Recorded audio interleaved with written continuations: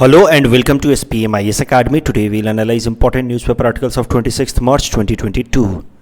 Please note you can download the PDF version of today's newspaper analysis by clicking the link given in the comment section. You can also join our WhatsApp group through the link given in the description section for more study materials. This is the list of the topics that we will be covering from today's newspaper. And the first article is about Kashmir issue to the United Nations. यहाँ पे आप देख सकते हैं और finance minister Nirmala Sitharaman at the floor of parliament says Nehru should not have taken Kashmir issue to the United Nations. तो ये जो article it is important from our syllabus GS paper 2 international relations. It is also very useful for PSIR optional students. So context देखते हैं. जैसे कि मैंने आपको बताया, हमारी फाइनेंस मिनिस्टर निर्मला सीतारमन जी ने कहा in the parliament that it was the Congress that internationalised Kashmir matter, took it to the UN. और first prime minister Pandit Jawaharlal Nehru took it to the United Nations. क्यों वो यूनाइटेड नेशंस लेकर के गए, उस पर भी उन्होंने बात कही कि perhaps he was influenced by Britishers and Britishers suggested him that this matter will not be resolved unless you take it to the United Nations. And when he took the matter to the UN, वहाँ पे इस पूरे matter को internationalise कर दिया गया. Cold war start हो रहा था. ब्रिटेन और US उन्होंने इस मुद्दे को अपने हिसाब से ट्विस्ट कर दिया. And this is how this matter is not resolved till day this. And इसमें फिर इन्होंने कुछ बातें भी कहीं, कुछ प्रूफ्स भी दिए कि इट इज़ वेल डॉक्यूमेंटेड कि British government and Lord Mountbatten जो उस टाइम के इंडिया के गवर्नर जनरल ऑफ इंडिया थे. आपको पता हो कि आज़ादी के बाद इंडिया को डोमिनियन स्टेटस मिला था. तो डोमिनियन स्टेटस का मतलब है कि we are autonomous but overall under some sort of administrative governance और administrative direction of the British rule only. हम पूरी तरह से इंडिपेंडेंट और सोवरेन हुए, पूरी तरह से सोवरेन हुए ओनली ऑन 26 जनवरी 1950 जब हमने एक रिपब्लिकन कॉन्स्टिट्यूशन को अडॉप्ट किया. तो हमारे पास एक डोमिनियन स्टेटस था और डोमिनियन स्टेटस के हिसाब से एक गवर्नर जनरल था इंडिया का who could be considered as a British representative, but for all other practical purposes we were completely autonomous. तो वो गवर्नर जनरल ऑफ इंडिया उस टाइम के लॉर्ड माउंटबेटन, उनके सजेशन पे India took this matter to United Nations. और फिर क्या हुआ वो आपको पता है. लेट अस ब्रीफली डिस्कस कि हुआ क्या उसके बाद से.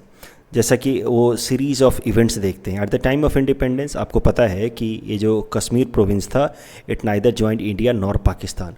तो अगर आप देखिए government of Indian independence act 1947, तो उसमें लिखा गया था कि the two dominions will be created India and Pakistan. And this two dominions India and Pakistan के अलावा जितने भी प्रिंसली स्टेट्स हैं they can either join dominion of India और डोमिनियन ऑफ पाकिस्तान और can decide to remain independent. तो कश्मीर ने, जो कश्मीर प्रोविंस था, it decided to remain independent and autonomous. इसके जो किंग थे राजा हरी सिंह, ही डिसाइडेड कि Kashmir will neither join India nor Pakistan. लेकिन फिर हुआ क्या कि कुछ ही महीनों बाद 15 अगस्त 1947 को हमारा देश आज़ाद हुआ और अक्टूबर 1947 में पाकिस्तानी आर्मी ने कश्मीर के ऊपर अटैक कर दिया, कश्मीर को पाकिस्तान के साथ मर्जर करने के लिए. लेकिन ये बात अलग है कि पाकिस्तान ने कभी ये माना नहीं कि ये अटैक जो कश्मीर के ऊपर हुआ है ये पाकिस्तानी आर्मी ने किया, क्योंकि Pakistani army camouflaged as a tribals, मतलब वो ट्राइबल्स के तौर पे अपने आप को दिखा करके कि हम ट्राइबल लोग हैं, और इस तरह से दिखा करके उन्होंने यहाँ पे कश्मीर के ऊपर अटैक किया. ट्राइबल के तौर पे कैमोफ्लेज करने का उनका पर्पस ये था कि पाकिस्तान ये पूरा का पूरा जो अटैक है इसको लोकल रिवोल्ट की तरह दिखाना चाहता था कि वहाँ के जो राजा हैं, राजा हरी सिंह, वो हिंदू हैं और इंडिया ज़बरदस्ती राजा हरी सिंह के वहाँ के जो लोग हैं, जो राजा हिंदू हैं लेकिन वहाँ के जो ज़्यादातर लोग मुसलमान हैं कश्मीर के, और वो पाकिस्तान के साथ मिलना चाहते हैं, और इसी कारण से लोगों ने प्रोटेस्ट कर दिया, रिवोल्ट कर दिया. ऐसा पाकिस्तान दिखाना चाहता था और यही कारण है कि उसने अपनी आर्मी को सिविलियन ड्रेसेस में या ट्राइबल ड्रेसेस में भेजा कश्मीर के ऊपर अटैक करने के लिए. This is how this attack on Kashmir started in October 1947. जब अक्टूबर 1947 में कश्मीर केम अंडर अटैक, तो फिर उसके जो राजा थे, राजा हरी सिंह, ही गॉट अननर्व्ड. लगभग उनकी 1/3 टेरिटरी जो है वो पाकिस्तान ने कैप्चर कर ली थी. यहाँ तक Pakistani army in the garb of tribal dresses they had captured this area. तो 1/3 कैप्चर होने के बाद राजा हरी सिंह फ्लेड टू दिल्ली आए और उन्होंने फिर इंस्ट्रूमेंट ऑफ एक्सेशन भारत के साथ साइन किया, जिसमें उन्होंने माना कि Kashmir will be integral part of India. तो इस इंस्ट्रूमेंट ऑफ एक्सेशन के साथ ही फिर ये बातें तय हो गई। लेकिन हाँ, राजा हरी सिंह ने कुछ स्पेशल स्टेटस भी मांगा जम्मू कश्मीर के लिए, कि जम्मू कश्मीर के लोगों के लिए और जम्मू कश्मीर जो स्टेट वैसे तो इंडिया का पार्ट होगा, लेकिन इसके लिए कुछ अपने स्पेशल स्टेटस होंगे, और वो स्पेशल स्टेटस को एक्सेप्ट करते हुए हमारे कॉन्स्टिट्यूशन में article 370 and article 35A insert किया गया। तो एक बार जब इंस्ट्रूमेंट ऑफ एक्सेशन साइन हो गया और जम्मू कश्मीर लीगली इंडिया का हिस्सा बन गया, तब इंडियन आर्मी को एक लीगल ग्राउंड मिला कश्मीर के अंदर इंटरवीन करने का, और इंडियन आर्मी फिर यहाँ पहुँची और हमने पाकिस्तानी आर्मी के फॉरवर्ड मूवमेंट को, पाकिस्तानी आर्मी जो ट्राइबल बनकर के आगे चल रही थी, आगे बढ़ रही थी, 1/3 एरिया लगभग वो कैप्चर कर भी चुके थे, उनके फॉरवर्ड मूवमेंट को हमने जाकर के हमारी आर्मी ने यहाँ पे हॉल्ट किया। लेकिन 1 जनवरी 1948 को ब्रिटिशर्स के कहने पे, ब्रिटिश जो हमारे गवर्नर जनरल ऑफ इंडिया थे लॉर्ड माउंटबेटन, उनके कहने पे इंडिया ने इस मुद्दे को यूनाइटेड नेशन पे लेके गए। तो हुआ क्या, 1 जनवरी 1948 को इंडिया ने पाकिस्तान के खिलाफ कंप्लेन किया यूनाइटेड नेशंस पे कि पाकिस्तान ने इलीगल तरीके से कश्मीर का 1/3 हिस्सा अक्वायर कर लिया और कश्मीर इंडिया का इंटीग्रल हिस्सा है as per this instrument of accession signed between the ruler of Kashmir and government of India. लेकिन उसके 2 वीक बाद ही 15 जनवरी 1948 को पाकिस्तान ने इंडिया के खिलाफ कंप्लेन कर दिया यूएनएससी में, claiming illegality of instrument of accession. Pakistan ने कहा कि ये जो इंस्ट्रूमेंट ऑफ एक्सेशन साइन किया है इंडिया ने राजा हरी सिंह के साथ, वो इलीगल है, उसका कोई लॉजिकल बेसिस नहीं है। इलीगल होने के पीछे कारण उन्होंने यही बताया कि वहाँ के लोग जो हैं वो चाहते हैं कि वो इंडिपेंडेंट रहें या पाकिस्तान के साथ मर्जर करें, लेकिन वहाँ के जो रूलर हैं राजा हरी सिंह, उन्होंने against the will of the people of Kashmir उन्होंने ये इंस्ट्रूमेंट ऑफ एक्सेशन साइन किया, and this is how this instrument of accession is illegal. और फिर यहाँ पे मुद्दा मिल गया, क्योंकि दोनों ही साइड ने एक दूसरे के खिलाफ कंप्लेन कर दिया, तो जो यूएनएससी के अंदर जो भी कंट्रीज़ हैं जिनके पास परमानेंट सीट है और वीटो पावर है, जैसे कि यूएस और ब्रिटेन, उनको मुद्दा मिल गया इस मामले को इंटरनेशनलाइज करने का। और इंटरनेशनलाइज करने से फ़ायदा क्या होगा कि दे गेट अ ग्राउंड और अ से इन दिस रीजन। वैसे भी स्टार्टिंग से ही पाकिस्तान जो है वो अपना एक एलिजियंस दिखा रहा था यूएस ब्लॉक के प्रति, तो नेचुरली यूएस और ब्रिटेन नहीं चाहते थे कि ये मैटर को जल्दी से रिजॉल्व किया जाए in the favour of India, and this is how a resolution was passed in UNSC in 1948, April 1948, resolution number 47, and this resolution number 47 demanded to conduct plebiscite in Kashmir। plebiscite in Kashmir से मतलब है कि वहाँ के लोगों को vote कराया जाएगा और वोट करा करके उनसे पूछा जाएगा कि वो लोग क्या इंडिया का हिस्सा रहना चाहते हैं या पाकिस्तान का हिस्सा रहना चाहते हैं या फिर वो इंडिपेंडेंट ऑटोनोमस रहना चाहते हैं। So this is how plebiscite was decided. लेकिन इस प्लेबीसाइट के लिए कंडीशन रखी गई थी, ये प्लेबीसाइट तभी होगा जब पाकिस्तान के फोर्सेस कश्मीर का ये जो 1/3 हिस्सा उन्होंने एक्वायर कर लिया है ये छोड़ करके बाहर निकलेंगे। लेकिन पाकिस्तानी फोर्सेस कभी ये 1/3 हिस्सा छोड़ करके बाहर निकली नहीं, क्योंकि उन्हें डर था कि अगर ये 1/3 हिस्सा वो छोड़ देंगे तो आगे प्लेबीसाइट में ये भी नहीं मिलेगा, एंड दैट इज़ हाउ प्लेबीसाइट कभी कंडक्ट हुआ नहीं, और this is how this matter still remains open ended.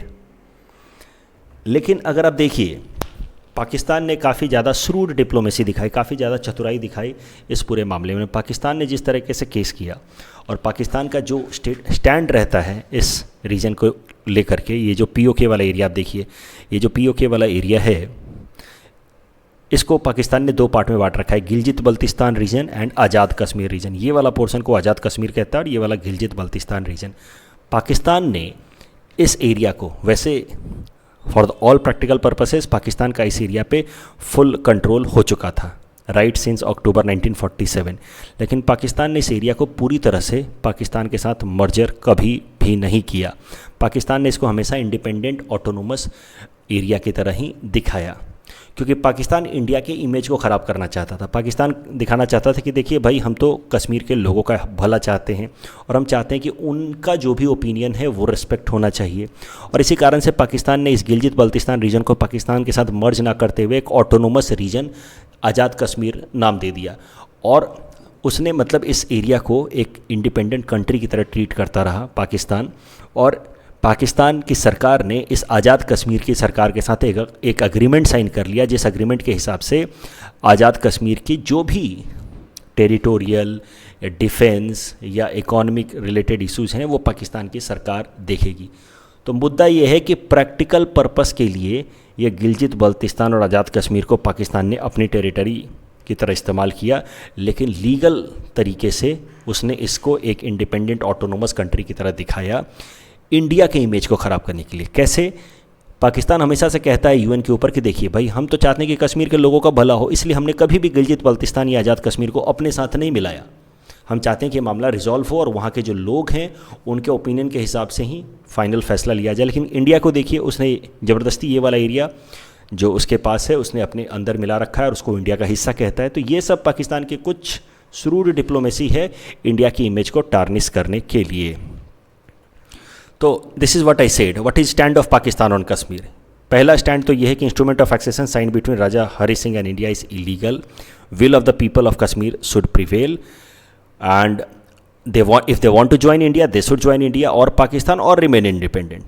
Pakistan treated this POK wala area, that is Gilgit-Baltistan region, as an autonomous region and called it Azad Kashmir. और यहाँ पे एक provisional government भी बना दी and Pakistan signed an agreement with this Azad Kashmir to manage its internal external security and currency. तो भाई सब कुछ practical purposes के लिए पाकिस्तान इसको पे राज करता है, लेकिन दिखाता है कि एक अलग देश है।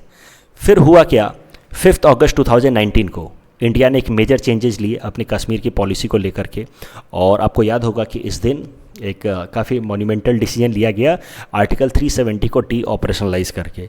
आर्टिकल 370 को डी ऑपरेशनलाइज करने के पीछे इंडिया का मुख्य ऑब्जेक्टिव था कि कश्मीर के ऊपर अपना जो टेरिटोरियल कंट्रोल है या ग्रिप है उसको और ज़्यादा स्ट्रॉन्ग किया जाए, क्योंकि आर्टिकल 370 जो स्पेशल स्टेटस प्रोवाइड कर रहा था जम्मू कश्मीर को, उस कारण से यहाँ की जो लोकल सरकारें थीं उनको कहीं ज़्यादा और पावर मिले हुए थे। जो स्टेट गवर्नमेंट थे उनके पास बहुत ज़्यादा पावर था as compare to any other state government. और भारत सरकार जो यूनियन गवर्नमेंट है वो चाह करके भी यहाँ पे लॉ एंड ऑर्डर को बहुत अच्छे से मैनेज नहीं कर पा रही थी, और लॉ एंड ऑर्डर जब मैनेज नहीं हो रहा था तो फिर पाकिस्तान को मौका मिल जाता था इस एरिया में क्रॉस बॉर्डर इन्फिल्ट्रेशन करके टेररिज्म प्रमोट करने का। और जब टेररिज्म प्रमोट होगा तो डेवलपमेंट नहीं होगा, जब डेवलपमेंट नहीं होगा तो वहाँ के यूथ को एम्प्लॉयमेंट नहीं मिलेगा, और जब एम्प्लॉयमेंट नहीं मिलेगा तो वहाँ के यूथ जो हैं वो धीरे धीरे प्रोटेस्ट करने लगेंगे, एलियनेट होने लगेंगे, फ्रस्ट्रेट होने लगेंगे। और यही पाकिस्तान की पॉलिसी थी कि इस एरिया को कभी भी डेवलप ना होने दो और इस हालत तक ले आओ कि यहाँ के यूथ खुद ही रिवोल्ट करने पर उतर आए against the government of India and government of Kashmir. तो ये पूरे मुद्दे भारत सरकार समझ रही थी, और इसी कारण से भारत सरकार ने जम्मू कश्मीर की जो स्पेशल स्टेटस थी अंडर आर्टिकल 370 उसको डी ऑपरेशनलाइज किया, उसको यूनियन टेरिटरी में कन्वर्ट किया, अपना ग्रिप वहाँ स्ट्रॉन्ग किया, वहाँ पे अब सिक्योरिटी डेवलपमेंट्स किए हैं, सिक्योरिटी को काफ़ी स्ट्रॉन्ग किया है। और अब जब एक बार लॉ एंड ऑर्डर स्टेबल हो गया वहाँ पे, तो अब इकोनॉमिक डेवलपमेंट पे फोकस किया जा रहा है ताकि वहाँ पे लोकल एम्प्लॉयमेंट अपॉर्चुनिटीज़ क्रिएट किए जा सके। तो पाकिस्तान की जो उम्मीदें थीं, जो उसका पूरा का पूरा अप्रोच था कश्मीर को लेकर के कि धीरे धीरे इस एरिया में डिस्टर्बेंस क्रिएट करेंगे और यहाँ पर रिवोल्ट कराएंगे और धीरे धीरे ये पूरा का पूरा एरिया जो है वो हम अपने साथ मिला लेंगे, वो उम्मीदें टूट गई after this D operationalisation of article 370 on 5 अगस्त 2019। तो उसके बाद पाकिस्तान ने भी अपना अप्रोच इस गिलजित बल्तिस्तान और आज़ाद कश्मीर को लेकर के बदल दिया। पाकिस्तान ने फिर से अपनी रीस्ट्रक्चरिंग की, अपने internal administrative territorial administrative restructuring की, और उसने क्या किया कि ये वाला जो एरिया था पीओके वाला एरिया, इसको दो पार्ट में तोला, Gilgit Baltistan region and Azad Kashmir region. और गिलजित बल्तिस्तान रीजन को पाकिस्तान ने अपने साथ मिला लिया। तो अभी तक पाकिस्तान की क्या अप्रोच थी, ये पूरा का पूरा एरिया वो ऑटोनोमस इंडिपेंडेंट की तरह ट्रीट करता था, लेकिन अब उसने ये गिलजित बल्तिस्तान को अपने साथ अपने देश का 5th प्रोविंस की तरह मिला लिया। तो 4 प्रोविंस पहले से थे पाकिस्तान के, Sindh, Balochistan, Punjab and north west frontier province, और ये गिलजित बल्तिस्तान को पाकिस्तान ने अपना 5वां प्रोविंस की तरह अपने साथ एडमिनिस्टर कर लिया। आज़ाद कश्मीर नाम के लिए बस ये एक छोटा सा एरिया पाकिस्तान ने छोड़ दिया है for the theoretical and symbolic purpose कि भाई हम अभी भी कश्मीर के लोगों के विल को रिस्पेक्ट करते हैं और हम चाहते हैं कि कश्मीर के लोग अगर चाहें तो पूरी तरह से आज़ाद हो जाएं या फिर चाहें तो पाकिस्तान के साथ मिल जाएं। लेकिन अगर आप देखिए तो अब पाकिस्तान के भी हौसले टूट चुके हैं। पाकिस्तान का ये जो अप्रोच था गिलजित बल्तिस्तान रीजन को अपने साथ मिलाने का, इससे साफ साफ ये बात क्लियर हो जाती है कि पाकिस्तान भी अब ये बात समझ चुका है after D operationalisation of article 370 कि इंडिया का ग्रिप काफ़ी मजबूत हो चुका है अपने इस एरिया पे, और अब इस एरिया को इंडिया से ले पाना, इम्पॉसिबल है, तो अब क्यों ना जो बचा हुआ एरिया जो पाकिस्तान के पास है उस पर अपना ग्रिप को और ज़्यादा मजबूत किया जाए। और इसी कारण से ये जो प्रोविंस है इसको अपने 5वें प्रोविंस की तरह पाकिस्तान ने अपने साथ मिला लिया। And this is no longer an autonomous independent region, now Pakistan treat this area as an integral territory of Pakistan. अब अगर मौजूदा हालत की बात की जाए तो हालात ये हैं कि इंडिया का फॉर्म काफ़ी स्ट्रांग हो चुका है इस एरिया पे, जबकि पीओके वाले एरिया पे पाकिस्तान अपने शिकंजे मजबूत करने की कोशिश कर रहा है। It is trying to strengthen its grip on this area. ये तो पूरी की पूरी एनालिसिस हो गई कि किस तरीके से इंडिया ने इस मुद्दे को लेकर के गए, जम्मू कश्मीर के मुद्दे को यूनाइटेड नेशन के प्लेटफॉर्म पे, और फिर वहाँ पे हुआ क्या, और पाकिस्तान की क्या अप्रोच रही यूएन के अंदर, इंडिया की क्या अप्रोच रही यूएन के अंदर, और फिर ये मामला अभी तक क्यों रिजॉल्व नहीं हो पाया। एक चीज़ और इसी आर्टिकल में डिस्कस किया गया है कि इंडिया जो इस मुद्दे को लेकर के गया यूएन प्लेटफॉर्म पे, वो लेकर के जाने का तरीका भी गलत था। ऐसा हमारे होम मिनिस्टर अमित शाह जी कहते हैं कि इंडिया इस मुद्दे को लेकर के गया यूएन के अंदर by using article 35 of UN charter, जबकि इंडिया को ये मुद्दा यूएन के अंदर लेकर के जाना चाहिए था using article 51 of UN charter.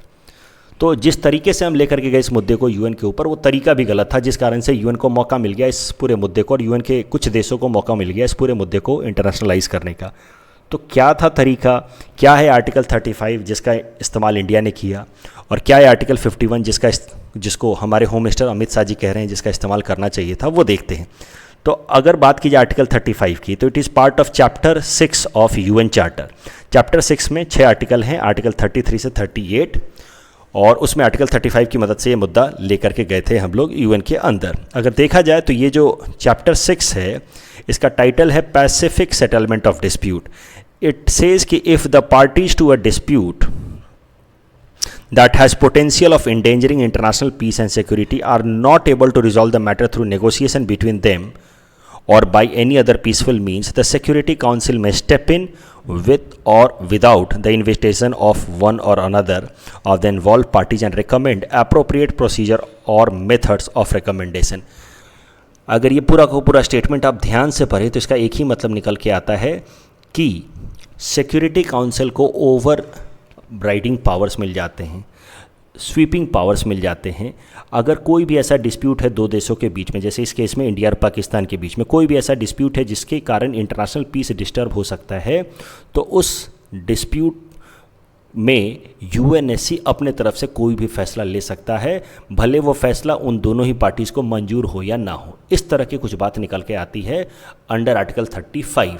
यानी कि आर्टिकल 35 का जो इस्तेमाल किया गया था इस मैटर को यूएनएससी में ले जाने के लिए, उसके हिसाब से इंडिया और पाकिस्तान दोनों के पावर्स ख़त्म, और यूएनएससी चाहे जो चाहे वो फैसला ले सकता था। यानी कि काफ़ी ज़्यादा पावर यूएन को दे दिया गया, उनको मौका दे दिया गया यूएन के देशों को इसको इंटरनेशनलाइज करने का, और इंडिया और पाकिस्तान के हाथ में कोई भी पावर रहा नहीं। बायलैटरल लेवल पे ये मुद्दा अब डिस्कस नहीं हो सकता था। जबकि हमारी सरकार कहती है, जो मौजूदा सरकार है वो कहती है कि आर्टिकल 51 का इस्तेमाल किया जाना चाहिए था यूएन चार्टर का इस मुद्दे को यूएनएससी में ले जाने के लिए। अगर ले जाना था भी, एक तो ले नहीं जाना चाहिए, आपको बायलैटरल लेवल पर रिजॉल्व करना चाहिए। आपको स्टार्टिंग में ही जब हमारी सेना यहाँ तक पहुँच गई, अब देखिए जब यहाँ तक पहुँच गई तो हमारी सेना को, पाकिस्तानी आर्मी को बाहर भी कर देना चाहिए, पूरा का पूरा एरिया एक्वायर कर लेना चाहिए। इस पूरे मुद्दे को यूएन ले ही नहीं जाना चाहिए था। लेकिन अगर लेकर के गए भी तो आपको इस्तेमाल करना चाहिए था article 51 of chapter 7। Article 51 of chapter 7 is titled action with respect to threats to peace, breaches of peace and acts of aggression. इसमें क्या कहा गया है कि UN member has the inherent right of individual और collective self defence if attacked till such time that the Security Council has taken measures necessary to maintain international peace and security। सरल भाषा में कहा जाए तो जो भी मेंबर हैं जिनके ऊपर अटैक हुआ है, यूएन के मेंबर जिनके ऊपर अटैक हुआ है, उनके पास अधिकार है अपने आप को डिफेंड करने के लिए कोई भी एक्शन लेने का, तब तक जब तक यूएनएससी कोई एप्रोप्रिएट एक्शन ना ले। तो यूएनएससी ने तो आज तक कोई एप्रोप्रिएट एक्शन नहीं लिया है। तो आर्टिकल 51 का अगर हम इस्तेमाल करते तो हम कोई भी एक्शन ले सकते थे जम्मू एंड कश्मीर में, और हम कह सकते थे कि this action is quite justified as per article 51 of chapter 7 of UN charter. क्योंकि उस केस में आप एक बेसिक सा अंतर है बस कि आर्टिकल 51 में जो देश कंप्लेन कर रहा है उसने अपने पावर्स छोड़े नहीं हैं, जबकि आर्टिकल 35 के हिसाब से जो देश कंप्लेन कर रहा है उसने अपने पावर्स लगभग छोड़ दिए हैं while making this complain. The next article is about Sagarmala program and this topic is important from our syllabus GS paper 3 infrastructure perspective. तो देखिए सागरमाला प्रोग्राम को स्टार्ट किया गया था 2015 में, यानी कि आज से 7 साल पहले। और सागरमाला प्रोग्राम का मेन पर्पस था कि जो हमारा इंडिया का कोस्ट लाइन एरिया है, जिसका लेंथ लगभग 7,516 किलोमीटर एरिया है, यहाँ पे जितने भी पोर्ट्स हैं, चाहे मेजर या माइनर पोर्ट्स, इनको मॉडर्नाइज़ किया जाए, प्योर कंप्यूटराइजेशन किया जाए, मैकेनाइजेशन ज़्यादा से ज़्यादा किया जाए, मैनुअल एक्टिविटीज़ को कम किया जाए, ताकि पोर्ट का जो इंफ्रास्ट्रक्चर वो डेवलप हो, तो पोर्ट लेड डेवलपमेंट हो हमारे देश के अंदर, क्योंकि पोर्ट एक इंपॉर्टेंट रोल प्ले करते हैं इंटरनेशनल ट्रेड के लिए। और अगर पोर्ट डेवलप होंगे तो इंटरनेशनल ट्रेड स्मूथ होगा। और पोर्ट्स की अगर कनेक्टिविटी डेवलप की जाए रोडवेज से, रेलवेज से या इंटरनल वाटरवेज से, तो इंटरनल डेवलपमेंट भी, डोमेस्टिक इकोनॉमिक एक्टिविटीज़ भी बूस्ट हो सकती हैं विथ दिस। तो यही ऑब्जेक्टिव था सागरमाला प्रोजेक्ट का, कि पोर्ट्स को मॉडर्नाइज़ किया जाए, स्ट्रेंथन किया जाए उनके इंफ्रास्ट्रक्चर को। तो इसमें कई सारी एक्टिविटीज़ की गई। पोर्ट को मॉडर्नाइज़ कीजिए, फिर रोड या रेल एक्टिविटी या लिंकिंग कीजिए, रोरो लोलो सर्विस स्टार्ट की गई इन दिस सागरमाला प्रोजेक्ट। तो रोरो या लोलो सर्विस क्या है, ये मैं आपको अगले स्लाइड में बताऊंगा। तो सागरमाला प्रोजेक्ट में पोर्ट्स डेवलप किए गए और पोर्ट्स को मॉडर्नाइज़ किया गया, कंप्यूटराइज किया गया, साथ ही साथ पोर्ट्स पे रोरो लोलो सर्विस लाए गए। देखेंगे क्या है ये। Last mile connectivity to the ports, यानी कि इनकी कनेक्टिविटी इंप्रूव की गई, एंड डेवलपमेंट ऑफ लिंकेजेस, अलग अलग तरीके से लिंकेजेस, जैसे कि रोड, वाटर एक्टिविटीज़, इन सब पे लाया गया। आप अगर सागरमाला प्रोग्राम पे कभी सवाल आ जाए तो उसके 4 कंपोनेंट हैं, याद कर लेना: port modernisation, port connectivity, port led industrialisation and coastal community development. तो यहाँ पे जो कम्युनिटी रहती है उनका economic development.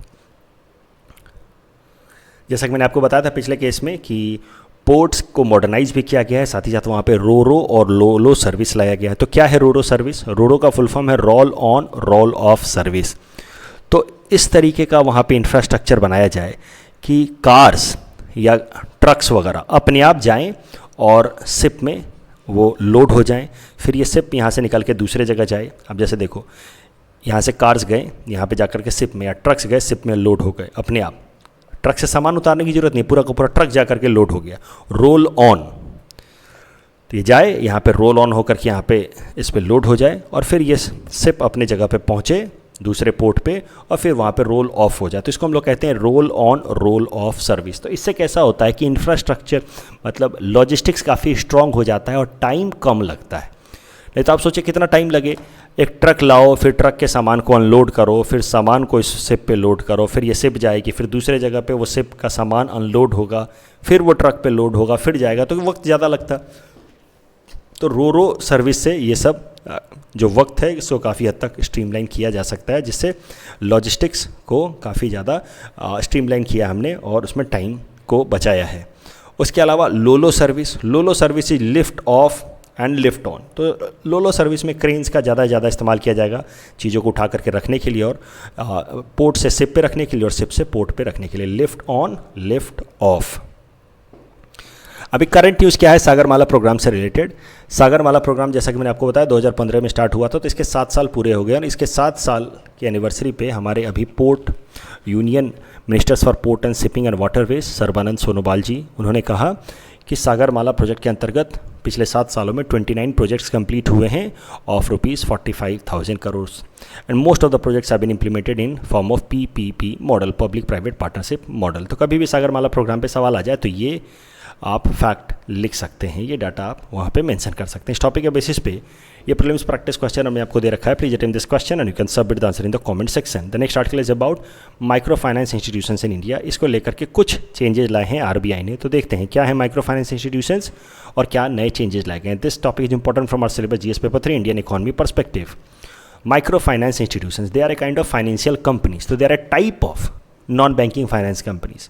Non banking finance companies अलग अलग तरीके की होती हैं, लेकिन उसमें छोटे टाइप के जो नॉन बैंकिंग फाइनेंस कंपनीज हैं उनको हम लोग कहते हैं MFI, माइक्रो फाइनेंस इंस्टीट्यूशंस। तो अलग अलग टाइप के NBFCs के बारे में मैंने यहाँ दे रखा है, एक बार आप इसके पढ़ सकते हैं। तो एक टाइप के नॉन बैंकिंग फाइनेंस कंपनी है माइक्रो फाइनेंस इंस्टीट्यूशंस। और जैसा नाम से आपको समझ आ रहा है, these are organisations that offer financial services to low income population. तो खासकर ऐसे लोग जिनकी इनकम कम है, रूरल एरियाज़ में ज़्यादातर जो लोग रहते हैं, उनको फाइनेंशियल सर्विसेज प्रोवाइड करता है, लोन की सर्विसेज या बेसिक सेविंग्स की सर्विसेज की छोटे छोटे इनकम है तो उसको सेव करने के लिए सेविंग अकाउंट की सर्विसेज या माइक्रो इंश्योरेंस की services micro finance institutions provide करते हैं। माइक्रो फाइनेंस इंस्टीट्यूशंस को रेगुलेट करता है RBI through micro finance institutions directions of 2011। Current news ये है कि RBI ने माइक्रो फाइनेंस इंस्टीट्यूशंस से रिलेटेड कुछ बदलाव लिए हैं, जो बदलाव 1 अप्रैल 2022 से एप्लीकेबल होंगे। पहला चेंज है regarding definition of micro finance institutions. तो पहले माइक्रो फाइनेंस इंस्टीट्यूशंस सिर्फ उन हाउस होल्ड्स को लोन दे सकते थे जिनकी रूरल एरियाज़ में इनकम 1.2 लाख से कम है और अर्बन एरियाज़ में इनकम 2 लाख से कम है, उनको लोन दे सकते थे। लेकिन अब ये सीलिंग लिमिट को बढ़ा करके 3 लाख कर दिया, यानी कि ऐसे लोग, ऐसे परिवार जिनकी इनकम 3 लाख तक है, उनको माइक्रो फाइनेंस इंस्टीट्यूशंस या माइक्रो फाइनेंस लोन मिल सकता है। उसके अलावा पहले माइक्रो फाइनेंस इंस्टीट्यूशंस अपने हिसाब से इंटरेस्ट रेट फिक्स नहीं कर सकती थी। वो interest rate respective state governments decide करते थे with a ceiling limit decided by RBI। लेकिन अब RBI ने कहा है कि माइक्रो फाइनेंस इंस्टीट्यूशंस अपने हिसाब से रेट फिक्स कर सकते हैं until these rates are not usurious. मतलब अगर वो इम्प्रैक्टिकल ना हो या बहुत ज़्यादा ना हो। यूजूरियस का सरल सा मतलब होता है कि something which is not feasible और something which is quite high, disproportionately high. तो RBI ने कहा है कि माइक्रो फाइनेंस इंस्टीट्यूशंस अपने हिसाब से लोन इंटरेस्ट फिक्स कर सकते हैं, लेकिन वो रेट बहुत ज़्यादा नहीं होना चाहिए। कुछ माइक्रो फाइनेंस इंस्टीट्यूशंस के मैंने नाम भी दे रखे हैं, जैसे इक्विटास, अन्नपूर्णा, ये सब आपको अपने आसपास में दिखते भी होंगे, ये सब बोर्ड्स, आरोहन फाइनेंशियल सर्विसेज। तो these are examples of micro finance institutions in India. India के अंदर अभी total 82 micro finance institutions registered हैं। माइक्रो फाइनेंस इंस्टीट्यूशंस पे UPSC ने 2011 में एक प्रीलिम्स क्वेश्चन पूछा था, इसको आप अटेम्प्ट कीजिए और इसका आंसर तो मैं अगले सेशन में दे ही दूंगा। आप अपनी अंडरस्टैंडिंग के बेसिस पे इस सवाल को अटेम्प्ट कीजिए। The next article is about earth hour today appeal to switch lights from 8 PM to 9:30 PM, 8:30 PM to 9:30 PM। This topic is important from our syllabus GS paper 3 environment perspective. तो देखिए, हर साल WWF world wide fund for nature earth hour मनाता है। Earth hour is celebrated on last Saturday of March, और जैसे कि आज का दिन दैट इज़ मार्च महीने का लास्ट सैटरडे है। इस दिन हम लोग क्या करते हैं कि 8:30 से 9:30 के बीच में 1 घंटा जो भी अननेसेसरी लाइट, बल्ब, जो कुछ भी है, उनको इलेक्ट्रिक जो भी इक्विपमेंट्स हैं उनको ऑफ करते हैं। It's just a symbolic gesture to express our commitment towards planet. क्योंकि ये लाइट, पंखे, जो भी AC हमारे आसपास में चल रहा है, इनके लिए हम क्या कर रहे होंगे, कहीं ना कहीं कोल बर्न कर रहे होंगे। कोल बर्न करके ये इलेक्ट्रिसिटी प्रोड्यूस कर रहे हैं, और कोल से फिर क्या होता है, green house gas emission, global warming, climate change. तो 1 घंटे का हम एक आपस में कमिटमेंट रखते हैं कि साल में कम से कम 1 घंटा, according to this world wide fund for nature, कि 1 घंटा कम से कम लाइट वगैरह हम ऑफ करें और अपने आप को बताएं कि हम इनके बिना भी कुछ हद तक रह सकते हैं। तो बस उतना ही बल्ब, लाइट इन जनरल भी इस्तेमाल करें जो मिनिमम रिक्वायरमेंट है, क्योंकि इन सब का हमारे जेब पे इकोनॉमिक इम्पैक्ट तो पड़ता ही है, पूरे ह्यूमैनिटी के लिए इन्वायरमेंटल इम्पैक्ट भी पड़ रहा है। तो हर साल सिंबॉलिक जेस्चर के तौर पे हम लोग 1 घंटे अननेसेसरी लाइट्स वगैरह को स्विच ऑफ रखते हैं। आज के दिन भी 8:30 से 9:30 हम लोग ऐसा करेंगे। जो इस साल का अर्थ आवर है 2022 का, इसका थीम है सेव आवर फ्यूचर। कल जो हमने आपको प्रैक्टिस क्वेश्चन दिया था उसका आंसर देख लेते हैं। Black box, it's a flight data recorder system, so the correct answer is option C। Which of the following is incorrectly matched, correct answer is Dachigam, क्योंकि दच्चीगम में जो कश्मीर के अंदर वहाँ एशियाटिक लायंस नहीं मिलते, एशियाटिक लायंस बस गिर में मिलते हैं, ये आप जानते होंगे। तो वहाँ पे तो कल मैंने आपको बताया था, वैसे भी कश्मीरी स्टैग मिलते हैं, एक तरह के हिरन है। So the correct answer is option D। And that's all from our side for today. Thanks for watching.